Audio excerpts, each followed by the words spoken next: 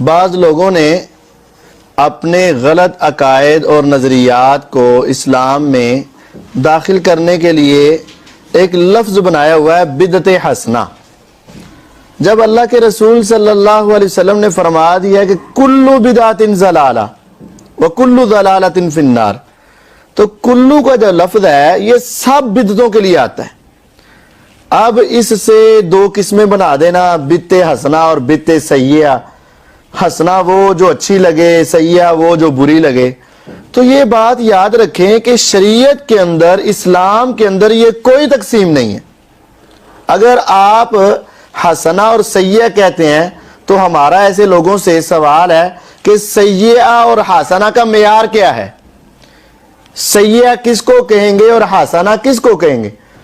جو مجھ کو بری لگے گی میں اس کو سیئہ کہہ دوں گا، جو دوسرے مذہب والے کو، دوسرے فرقے والے کو، دوسرے مسلک والے کو اچھی لگے گی وہ اس کو حسنہ کہہ دے گا اور دوسرا اس کو سیئہ کہہ دے گا۔ مثال کے طور پر ایک کام شیعہ نے شروع کیا، گھوڑے کے نیچے سے گزرنا، گھوڑے کو ہاتھ لگانا، تو باقی کہیں گے یہ بدعت ہے، کہے گا نہیں حسنہ ہے۔ ایک کام بریلوی شروع کرے گا تو دیوبندی کہے گا یہ سیئہ ہے، وہ کہے گا نہیں حسنہ ہے۔ ایک کام دیوبندی شروع کرے گا، وہ کہے گا یہ حسنہ ہے، بریلوی کہیں گے یہ سیئہ ہے۔ اب یہ فرق کون کرے گا اور یہ فیصلہ کہاں سے ہوگا کہ یہ حسنہ ہے یا یہ سیئہ ہے؟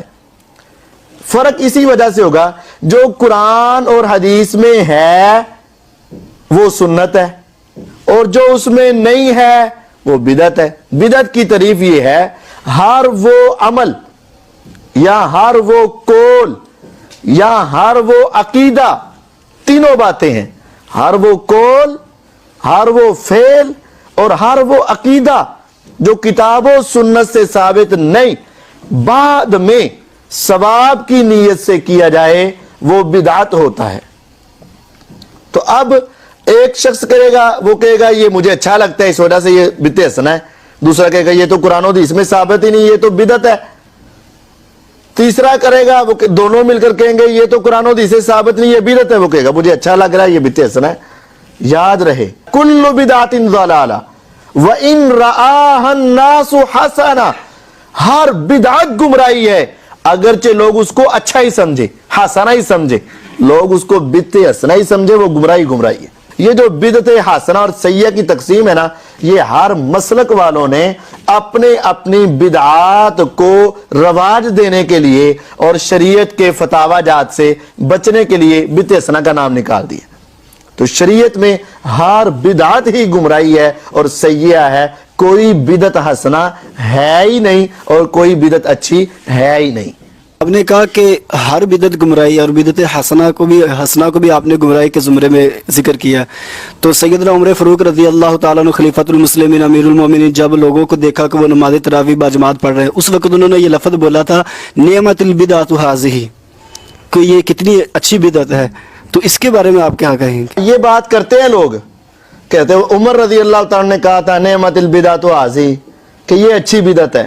دو باتیں سمجھ لیں یہاں، بعض لوگ اپنی بدعت حسنہ کے لیے یہ دلیل دیتے ہیں، کہتے ہیں عمر رضی اللہ تعالیٰ عنہ نے تراویح والوں کو دیکھا جب وہ اکٹھی تراویح پڑھ رہے تھے تو نعمت البدعۃ ھذہ کا۔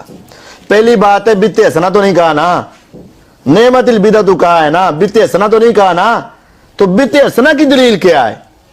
وہ قرآن و حدیث میں کہاں ثابت ہے کہ اللہ کے نبی صلی اللہ علیہ وسلم نے یا صحابہ نے بدعت حسنہ کا لفظ بولا ہو یا بدعت حسنہ کہا ہو؟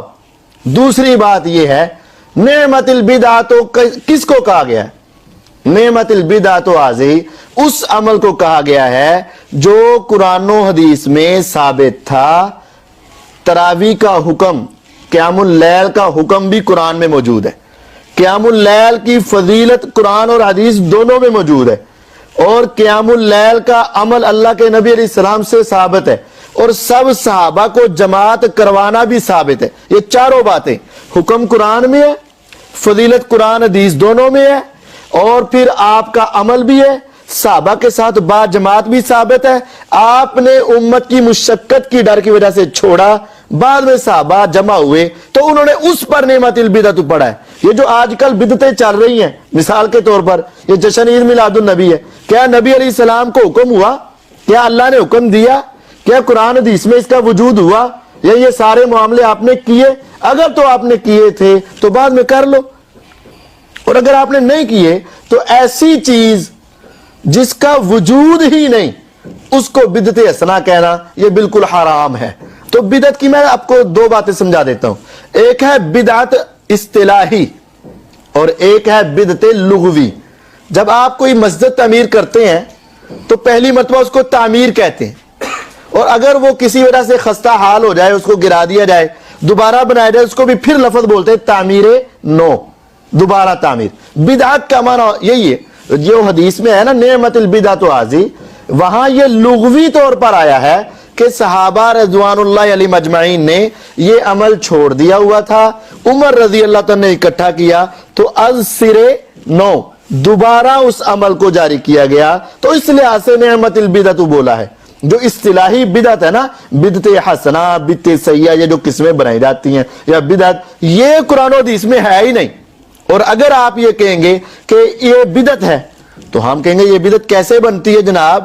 تراویح کا ثبوت قرآن میں ہے کہ نہیں ہے؟ باجماعت ثبوت ہے کہ نہیں ہے؟ اس کی فضیلتیں ہیں کہ نہیں ہے؟ جو تم بدعتیں کرتے ہو ان کا ثبوت، ان کا وجود قرآن و حدیث میں دکھاؤ نا ذرا، کسی جگہ پہ بھی نہیں ہے۔ لہذا یہ بدعت حسنہ اور بدعت سیئہ کی تقسیم